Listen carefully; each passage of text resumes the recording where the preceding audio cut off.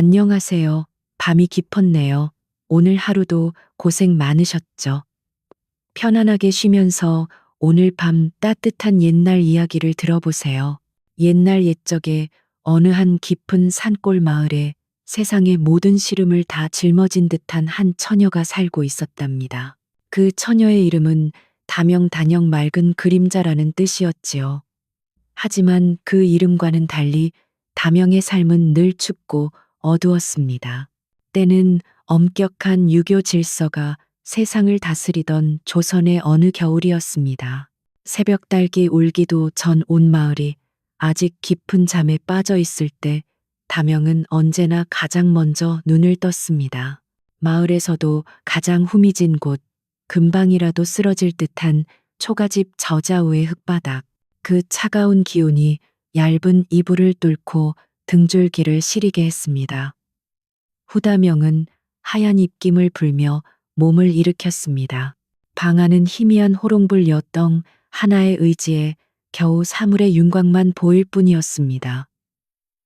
그녀는 조심스럽게 아랫목에서 잠든 늙은 아버지를 지나 부엌으로 향했습니다.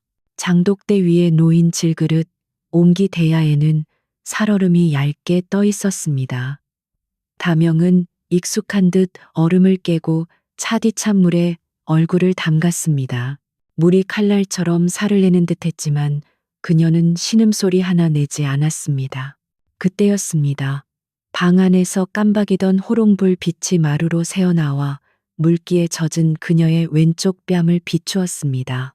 그곳에는 보통 사람의 손바닥만한 커다란 붉은 점댐이 자리하고 있었습니다. 마치 잘 익은 단풍잎이 억지로 눌어붙기라도 한 것처럼 그 자국은 유난히 붉고 선명했습니다. 다명은 저도 모르게 흠칫하며 손을 들어 그 붉은 자국을 가렸습니다. 그리고는 서둘러 긴 머리카락을 풀어내려 뺨을 덮었습니다. 매일 아침 거울 한 번 본 적 없는 삶이었지만 그녀는 이 자국이 얼마나 흉한지, 사람들이 이것을 보며 어떻게 수군거리는지 잘 알고 있었습니다.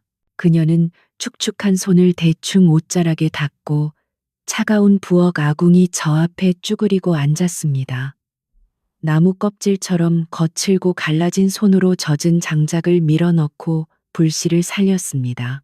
매캐한 연기가 눈을 찔렀지만 다명은 눈물 한 방울 흘리지 않았습니다. 그저 묵묵히 보리쌀을 씻어 솥에 앉히고 시래기를 꺼내 된장을 풀었습니다. 그녀의 움직임에는 소리가 없었습니다. 마치 그림자처럼 이른 새벽의 정막 속에 조용히 스며들어 있었습니다. 날이 희미하게 밝아올 무렵 밥상이 차려졌습니다. 방 안에는 병약한 아버지와 기가 약한 오라비, 그리고 오라비보다 10살은 더 늙어 보이는 날카로운 인상의 옳게 향난 성난이 앉아 있었습니다. 밥상이라고 해봐야 묽은 된장찌개, 된장찌개와 검은 보리밥, 그리고 소금에 절인 시든 나물 몇 가지가 전부였습니다. 하지만 이 혹독한 겨울에 이 정도라도 먹을 수 있는 것은 순전히 다명의 부지런함 덕분이었습니다. 향나는 밥상을 보자마자 미간을 찌푸렸습니다. 그녀는 본래 고운 얼굴이었으나 탐욕과 불만으로 눈매가 뱀처럼 가늘고 날카로워져 있었습니다. 이게 밥이냐 죽이냐. 국은 또 왜 이리 싱거워. 사람 먹으라고 끓인 게 맞아. 그녀는 숟가락을 들어 찌개를 한번 휘저어 보고는 거칠게 내려놓았습니다. 아버지가 약한 기침을 냈지만 향난의 기세에 눌려 아무 말도 못했습니다. 오라비는 그저 밥그릇에 고개를 파묻을 뿐이었습니다.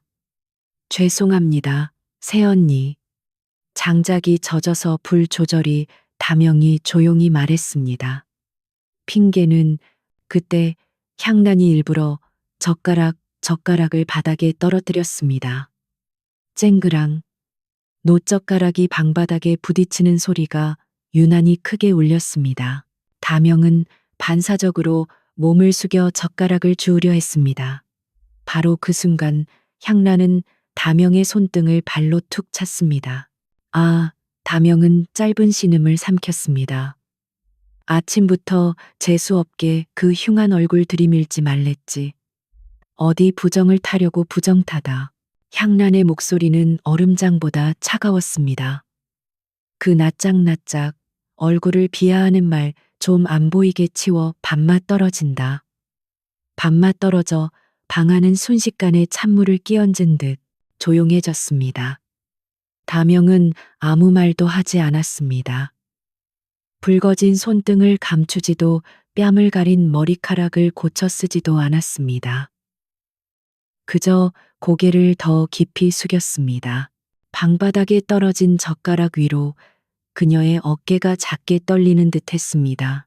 아버지는 고개를 돌려 애써 외면했고 오라비는 더 빨리 밥을 입에 밀어 넣었습니다.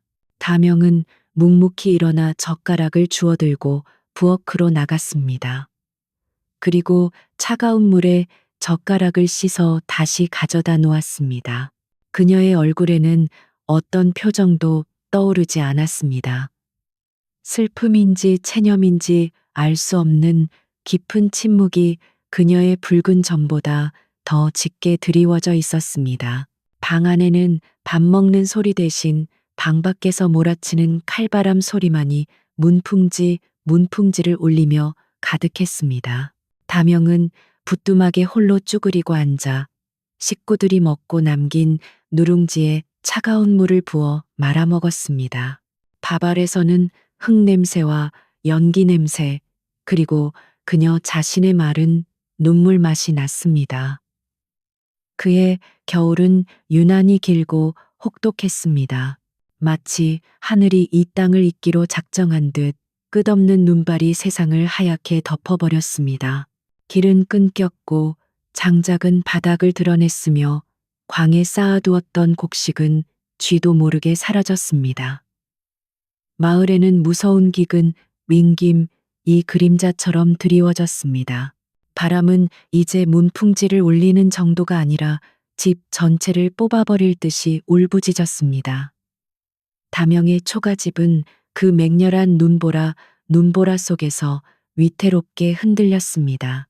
그리고 그 혹독한 추위와 굶주림은 늙고 병약한 다명의 아버지를 가장 먼저 덮쳤습니다.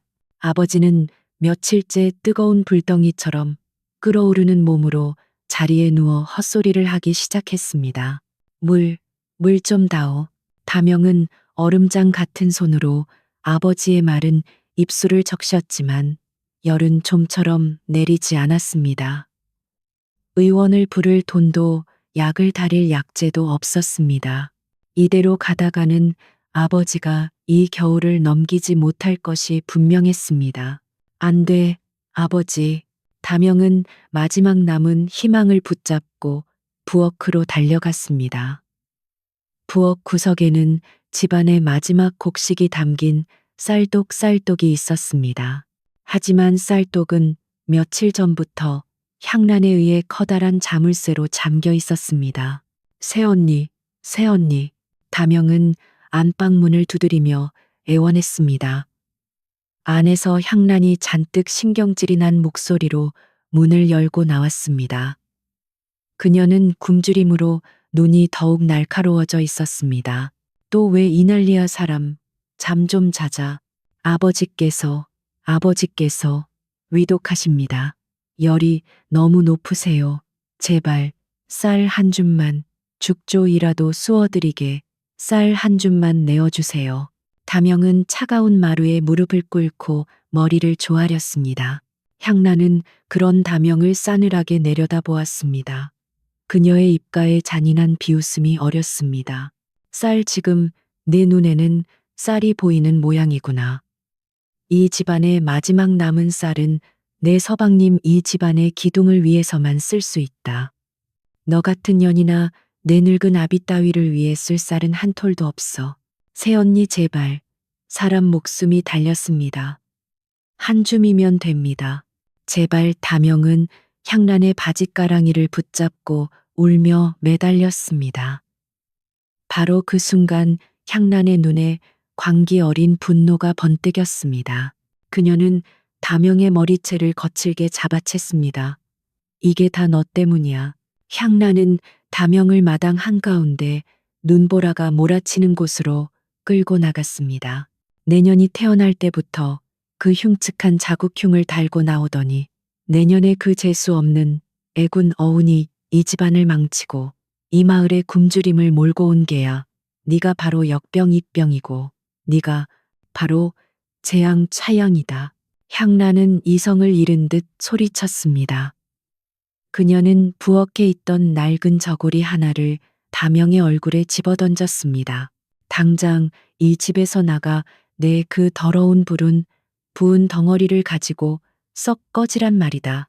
새언니 안 됩니다. 아버지께서 이 추위에 어딜 시끄러워.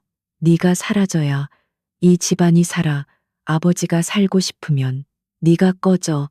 눈이 그치고 봄이 오거든. 그때나 다시 기어들어오든지. 해 향나는 다명을 마당 밖으로 거칠게 밀쳐냈습니다. 다명은 차가운 눈밭에 그대로 고꾸라졌습니다. 쾅! 뒤에서 대문이 닫히고 빗장이 걸리는 소리가 매정하게 울렸습니다. 다명은 얼어붙은 땅에 엎드려 한참을 움직이지 못했습니다. 사방에서 몰아치는 눈보라가 순식간에 그녀의 몸을 하얗게 덮었습니다. 추위보다 더한 절망이 뼛속까지 스며들었습니다. 그녀는 집안에서 들려오는 아버지의 희미한 신음소리를 들으며 소리 없이 울었습니다. 얼마나 지났을까. 다명은 이대로 있다가는 얼어 죽고 말 것이라는 본능적인 공포에 몸을 일으켰습니다. 그녀는 비틀거리며 발걸음을 옮겼습니다. 어디로 가야 할지, 무엇을 해야 할지 아무런 생각도 나지 않았습니다. 그저 이 죽음의 눈보라를 피해야 한다는 생각뿐이었습니다. 그녀는 마을을 벗어나 산기슭을 향해 걸었습니다. 칠흑 같은 어둠 속에서 바람은 짐승처럼 울부짖었고 눈은 앞을 가렸습니다. 몸의 감각이 점점 사라지고 의식이 흐릿해질 무렵이었습니다. 그때 저편 숲속에 희미하게 무너져가는 헛간의 형체가 보였습니다. 원래 땔감을 쌓아두던 곳이었지만 지금은 아무도 쓰지 않는 폐허였습니다. 다명은 마지막 남은 힘을 다해 그곳으로 기어갔습니다. 썩은 문짝을 밀고 안으로 쓰러지듯 들어갔습니다. 헛간하는 지붕이 반쯤 무너져 눈이 들이쳤지만 적어도 살을 내는 바람은 막아주었습니다. 그녀가 헛간 구석에 쌓인 마른 집더미에 몸을 기대려 할 때였습니다. 쿨럭쿨럭. 집더미 속에서 누군가의 거친 기침 소리가 들려왔습니다. 다명은 숨이 멎을 듯 놀랐습니다.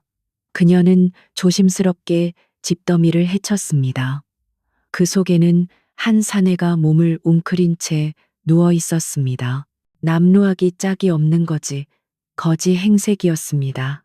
옷은 다해져 속살이 보였고 굶주림으로 얼굴은 해골처럼 변해 있었습니다. 그는 끔찍한 고열에 시달리는 듯 온몸을 사시나무 떨듯 떨며 가쁜 숨을 몰아쉬고 있었습니다.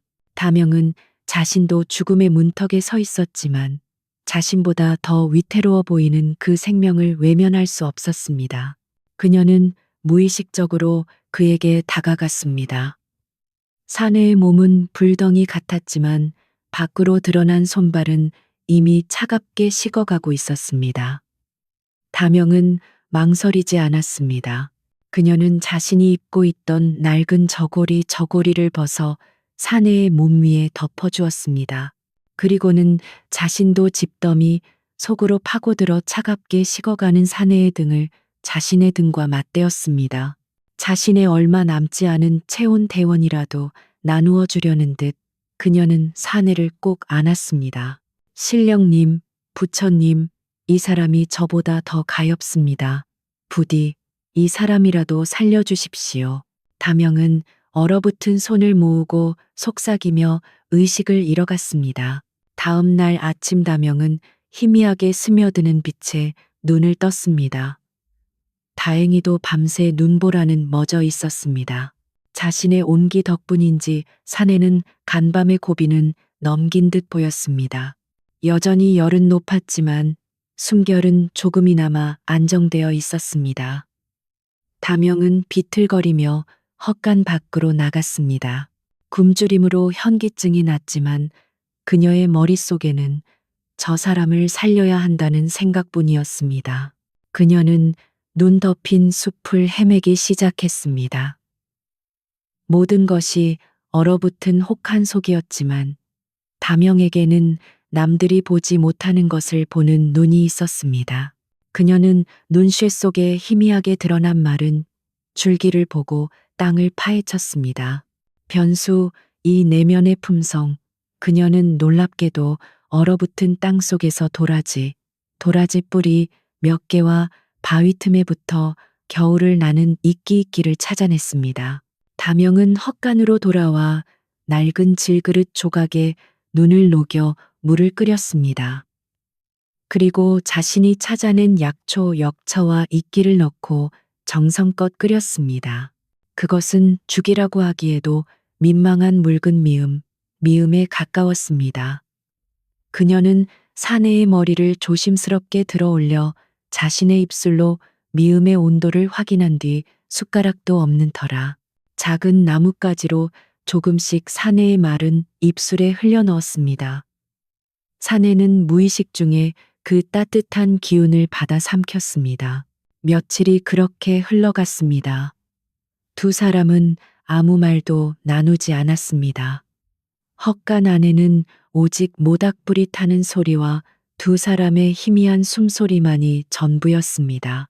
다명은 매일 숲을 헤매며 약초와 먹을 수 있는 나무 껍질을 구해왔고 사내는 다명이 끓여주는 그 쓴 약죽 역조를 받아 먹으며 조금씩 기력을 차렸습니다. 세상으로부터 버림받은 두 생명은 그렇게 가장 혹독한 겨울의 한복판에서 서로의 온기에 기대어 위태로운 생명을 이어가고 있었습니다. 추억 3. 며칠이 더 흘렀습니다. 헛간의 틈새로 들어오는 바람은 여전히 칼날 같았지만 두 사람이 서로의 체온에 의지해 웅크린 집더미 안은 더 이상 죽음의 냉기 렁해로 가득 차 있지 않았습니다. 사내에 끔찍했던 열일은 다명의 정성스러운 간호 덕분에 기적처럼 내렸습니다. 그는 이제 집더미에 기대어 앉을 수 있게 되었습니다. 굶주림으로 앙상한 뼈대만 남아 있었지만 그 눈빛만은 깊은 산속의 샘물처럼 맑고 서늘했습니다. 그는 말이 없었습니다. 그저 헛간 구석에서 묵묵히 약초 역처를 다듬는 다명의 뒷모습을 조용히 지켜볼 뿐이었습니다. 다명은 며칠 만에 겪은 일이라고는 믿기지 않을 만큼 침착했습니다. 그녀는 얼어붙은 땅을 헤집고 다니느라 손톱 밑이 검게 물들어 있었지만 그 손길은 더없이 섬세하고 정갈했습니다. 다명은 며칠 전 주워온 깨진 질그릇 조각에 마지막 남은 약초 뿌리와 칡뿌리 간 것을 넣고 눈 녹인 물을 부어 끓였습니다. 보글보글 끓어오르는 것은 죽이라기보다는 묽은 탕통에 가까웠지만 헛간 안에는 흙내음과 함께 맑고 향긋한 기운이 퍼져나갔습니다. 그녀는 그것을 작은 나무 그릇에 담아 사내에게 내밀었습니다. 사내의원 리쇼는 그것을 받아들었습니다. 그는 궁궐 구계시에서 온갖 귀한 진수성찬 젠쇼 성과 과 어이 유의가 달인 보역만을 받아온 몸이었습니다. 눈앞에 이 음식은 그가 평생 본 적 없는 그저 흙탕물처럼 보였습니다. 하지만 그는 망설이지 않았습니다. 며칠간 이 처녀가 자신을 어떻게 간호했는지, 이 음식이 자신을 죽음의 문턱에서 어떻게 끌어올렸는지 몸으로 느끼고 있었기 때문입니다. 그는 한 모금 조심스럽게 입에 머금었습니다. 그의 눈이 순간 커졌습니다. 맛이 있어서가 아니었습니다. 꿀이나 설탕 같은 단맛도 기름진 고기에 감칠맛도 아니었습니다. 그저 맑고 맑다, 깨끗하며 정갈하다, 따뜻한 기운이 식도를 타고 내려가 얼어붙었던 속을 덮이는 것이 느껴졌습니다. 그것은 맛이 아니라 생기, 섬해, 그 자체였습니다. 이것은 무엇으로 만들었소? 그의 목소리는 여전히 잠겨 있었지만 그 안에는 사람을 압도하는 묘한 울림 위험 외임이 배어 있었습니다. 다명은 그가 처음으로 제대로 된 문장을 말하는 것에 놀라 어깨를 살짝 떨었습니다. 그저 산에서 캔 칡뿌리와 몸을 덮이는 약초 몇 가지입니다. 입에 맞지 않으실 겁니다. 그녀는 늘 그랬듯 고개를 숙여 뺨에 붉은 점을 가렸습니다. 이원은 그녀를 가만히 바라보았습니다. 며칠 만에 또렷해진 시야로 처녀의 얼굴을 찬찬히 뜯어보았습니다. 굶주림과 추위로 입술은 터지고 얼굴은 푸석했지만 그 두 눈은 놀라울 만큼 깊고 고요했습니다. 그리고 그의 시선은 그녀가 그토록 감추려 하는 왼쪽 뺨의 붉은 자국에 머물렀습니다. 다명은 그의 시선을 느끼고 몸을 움츠렸습니다. 또다시 흉측하다, 재수 없다는 말을 듣게 될까봐 심장이 차갑게 식었습니다. 그녀는 반사적으로 손을 들어 뺨을 가리려 했습니다. 잠깐, 이헌이 낮게 말했습니다. 그의 손이 다명의 손목을 잡지는 않았지만 그의 목소리만으로도 그녀의 손은 허공에 멈췄습니다. 그는 몸을 조금 앞으로 숙여 그녀의 뺨을 더 자세히 들여다보았습니다. 다명은 숨을 멈췄습니다. 그 뺨의 자국 말이요. 다명은 눈을 질끈 감았습니다. 꼭 이른 봄 시새 많은 바람에 떠밀려온 진달래꽃 잎이 억지로 뺨에 눌어붙은 것 같구려. 예, 다명은 자신의 귀를 의심하며 눈을 떴습니다. 그녀는 얼어붙은 사람처럼 이원을 바라보았습니다. 흉터도 점도 재앙도 아니었습니다. 진달래꽃잎, 태어나서 단 한 번도 들어본 적 없는 말이었습니다.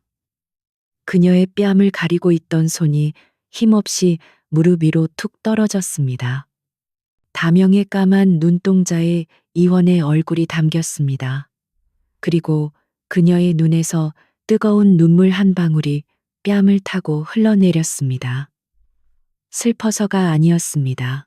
얼어붙었던 심장의 한 조각이 쨍하고 깨어지며 녹아내리는 소리였습니다. 다명은 처음으로 낯선 사람 앞에서 자신의 뺨을 가리지 않았습니다. 그로부터 며칠이 더 지나 이원은 스스로 일어설 수 있을 만큼 기력을 회복했습니다. 눈보라는 멎었고 꽁꽁 얼었던 세상 위로 위태로운 햇살이 비치기 시작했습니다. 나는 이제 가봐야 하오. 이헌이 집더미를 털고 일어나며 말했습니다. 그는 허리를 꼿꼿이 폈습니다. 남루한 거지 옷을 걸치고 있었지만 그 기골 해굴은 장군 정군의 그것과 같았습니다. 그대의 집으로 돌아가시오. 내가 그대와 함께 가드리지. 다명의 얼굴이 다시 창백해졌습니다. 아, 안 됩니다. 저는 돌아갈 곳이. 가봅시다. 늙으신 아버님께서 기다리고 계시지 않소. 이헌은 다명이 잠결에 읊조렸던 말들을 모두 기억하고 있었습니다. 두 사람은 말없이 눈 덮인 길을 걸어 다명의 집으로 향했습니다. 집은 며칠 전과 다름없이 음산한 기운에 쌓여 있었습니다. 다명이 망설이며 살인문을 밀고 들어서는 순간 방 안에서 향란성란이 뛰쳐나왔습니다. 며칠간의 굶주림으로 그녀 역시 몰골이 말이 아니었지만 그 눈빛만은 독사 두셔처럼 번뜩였습니다. 이 부정한 년 아직도 얼어 죽지 않고 살아 돌아왔어. 어디서 더러운 거지새끼까지 하나 달고 와. 향나는 이성을 잃고 마당 구석에 세워져 있던 빗자루를 집어 들었습니다.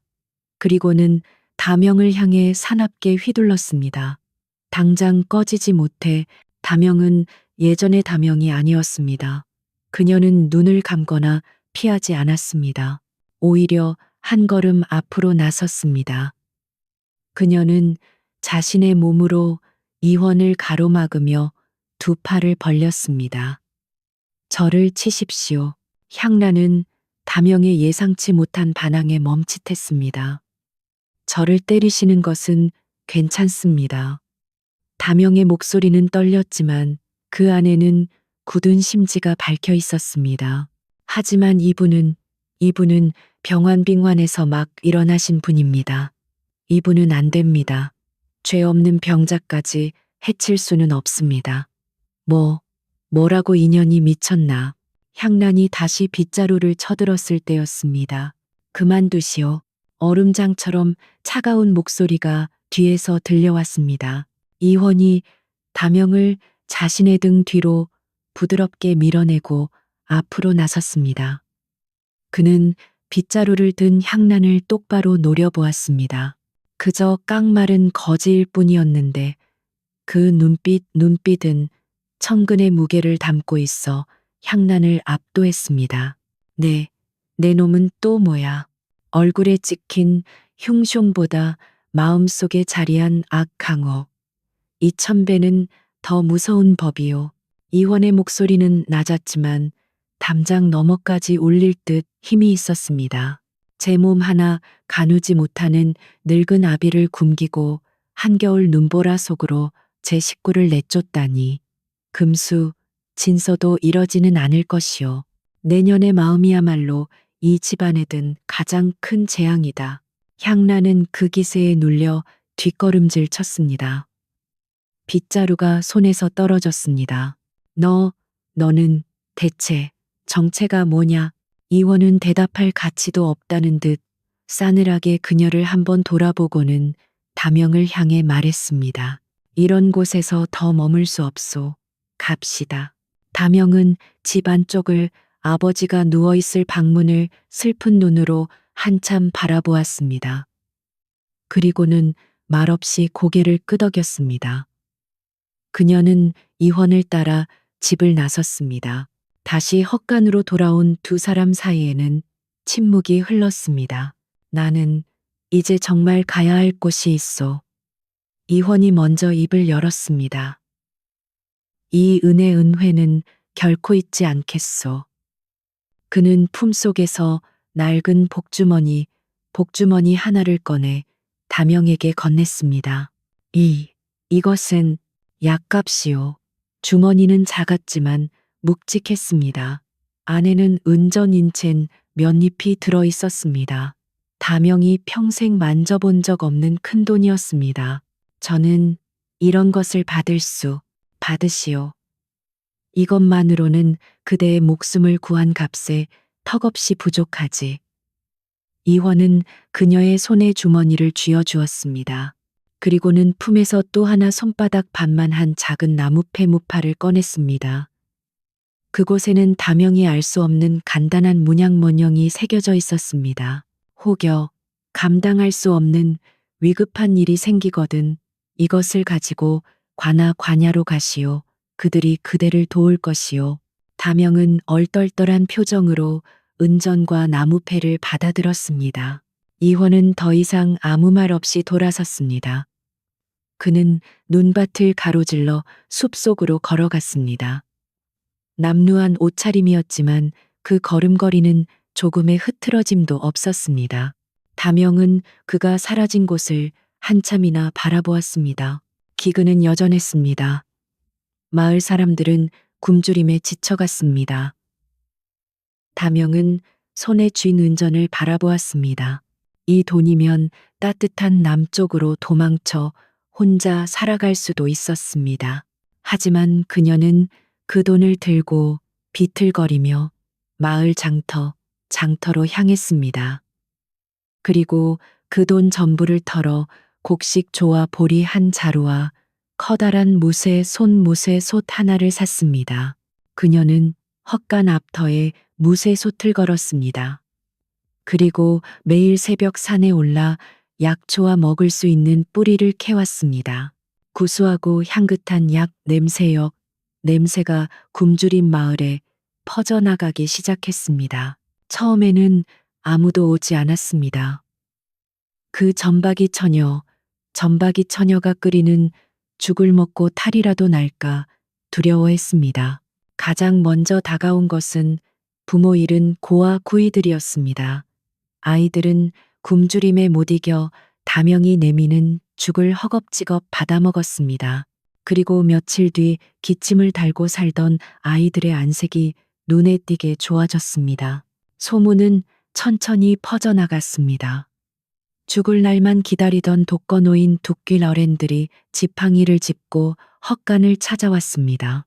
다명은 아무 말 없이 그들에게도 따뜻한 약죽 역조를 나누어 주었습니다. 사람들은 그 죽을 먹고 기운을 차렸습니다.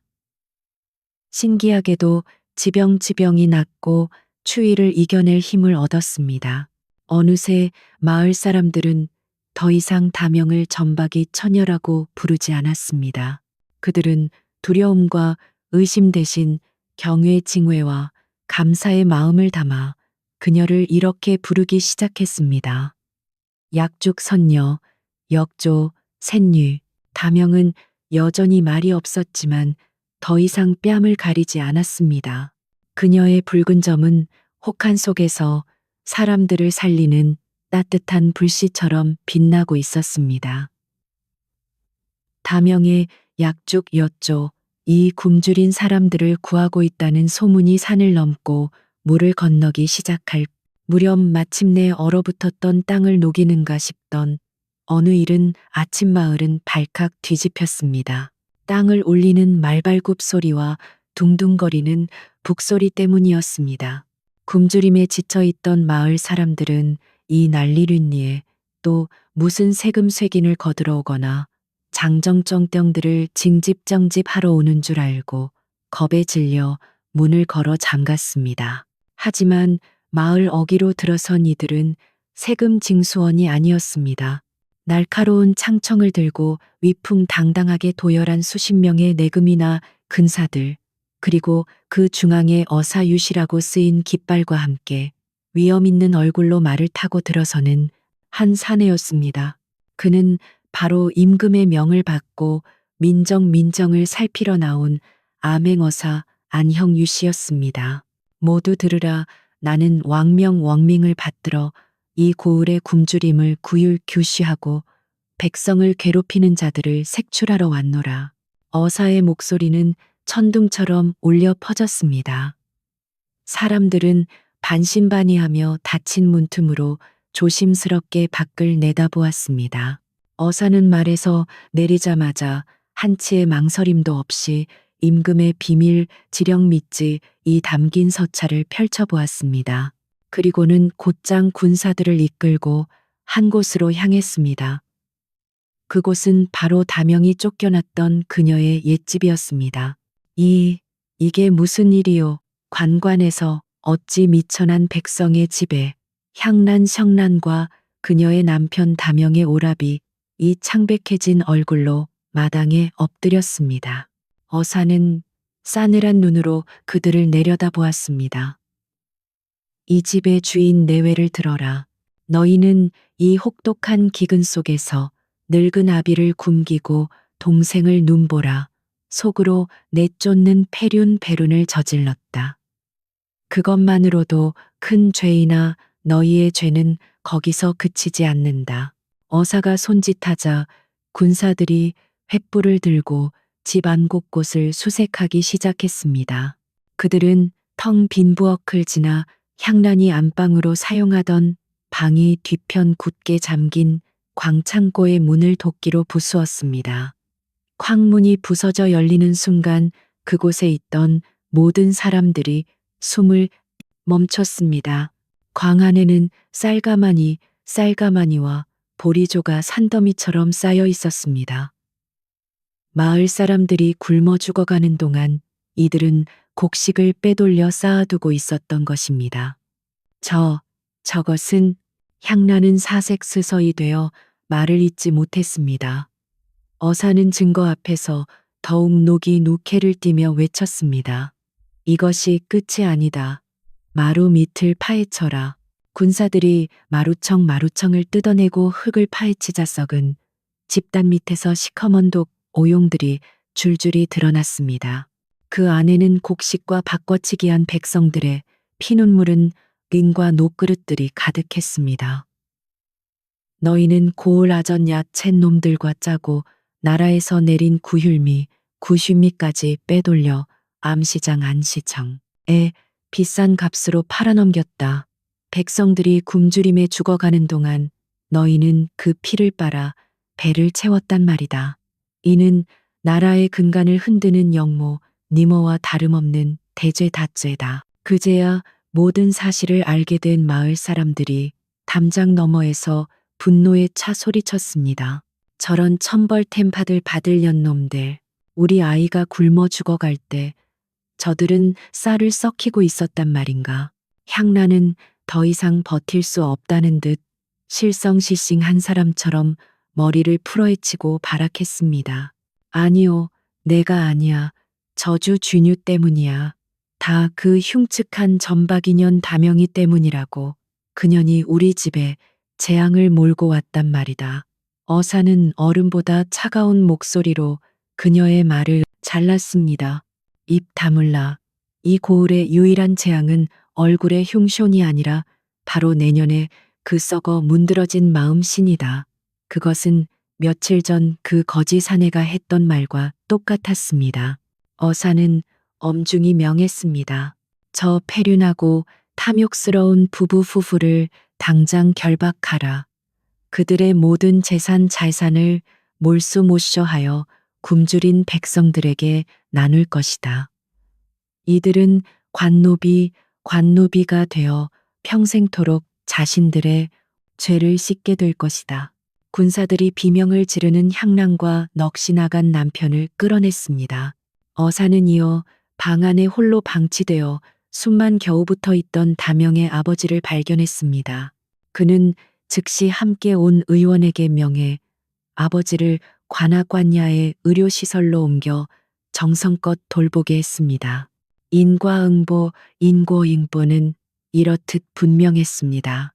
그로부터 며칠 뒤 마을은 다시 한번 큰 소란에 휩싸였습니다. 이번에는 어사의 행렬과는 비교도 되지 않았습니다.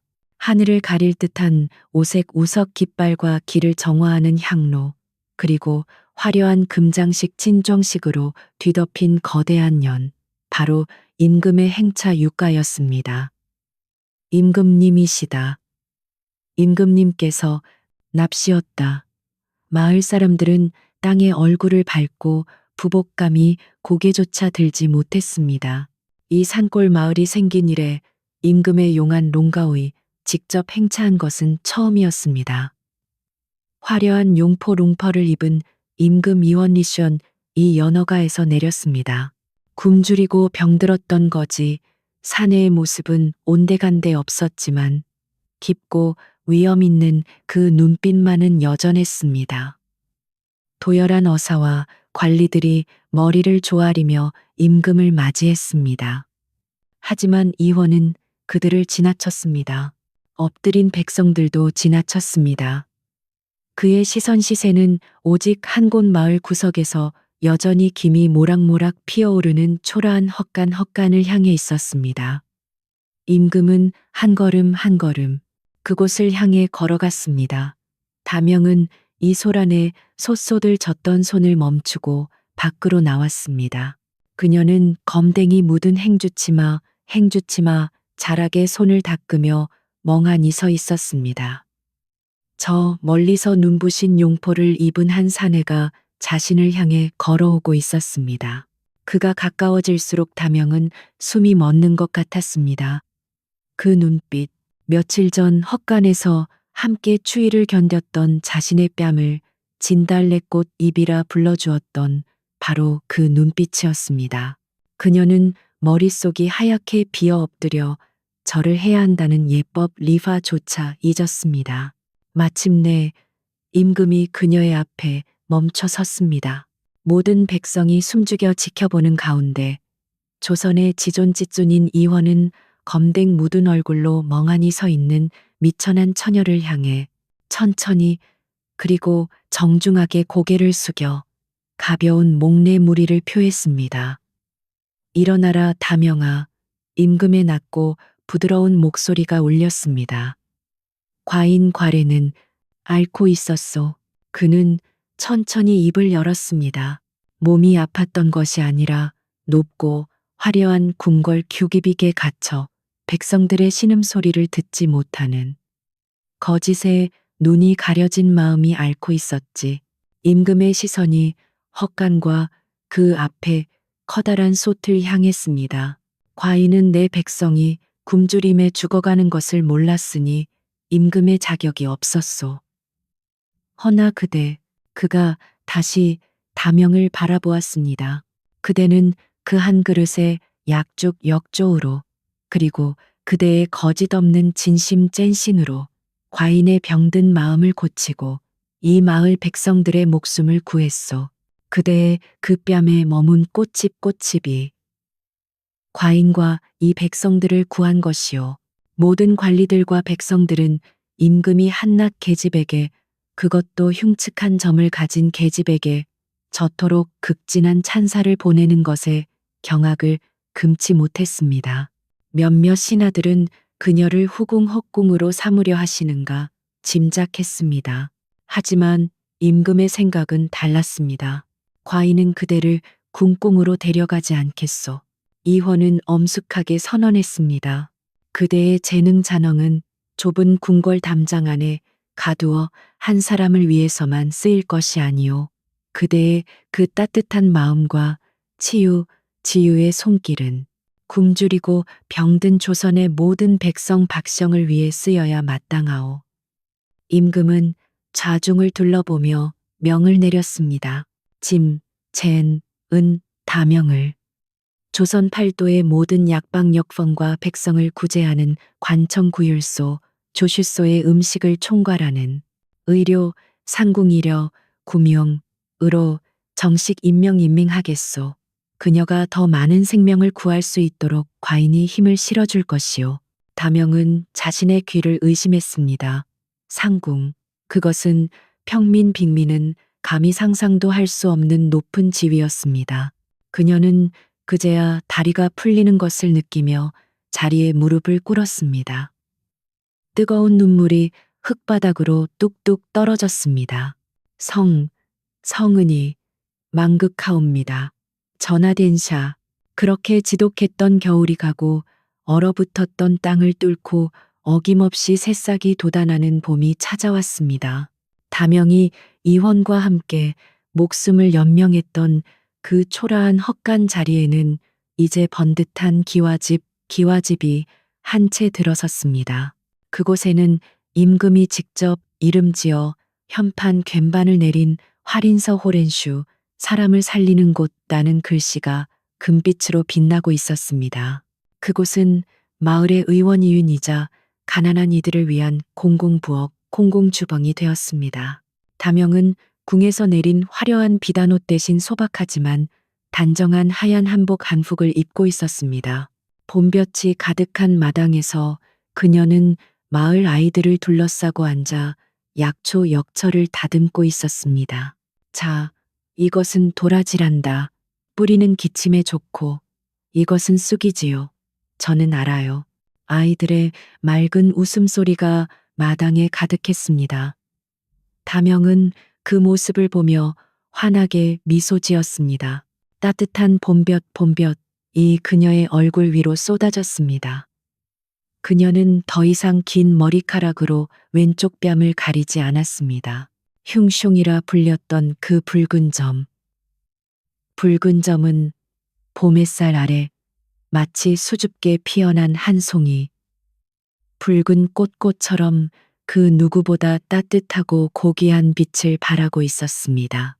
사람의 참된 가치는 겉모습에 있는 것이 아니라 그 사람이 품고 있는 마음의 깊이와 그 진심의 향기에 있다는 것을 사람들은 그제야 어렴풋이 알게 되었다고 합니다.